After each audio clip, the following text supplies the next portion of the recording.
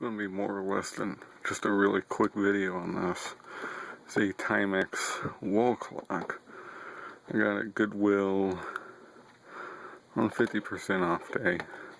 Thought it was cool, so I picked it up. It's in really nice shape.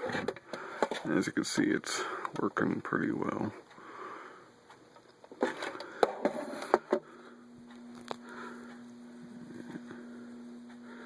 Maybe you can hear the motor. It's a Timex, obviously.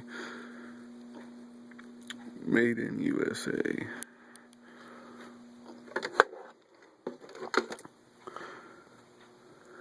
On the back is your information. It's a model 2191A.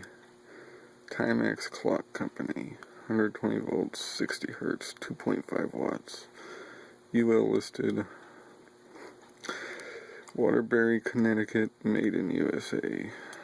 And there's your thing for changing the hour hand and stuff.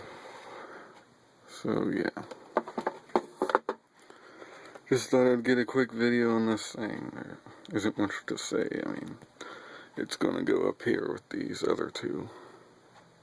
So anyway, thanks for watching, and I hope you enjoyed.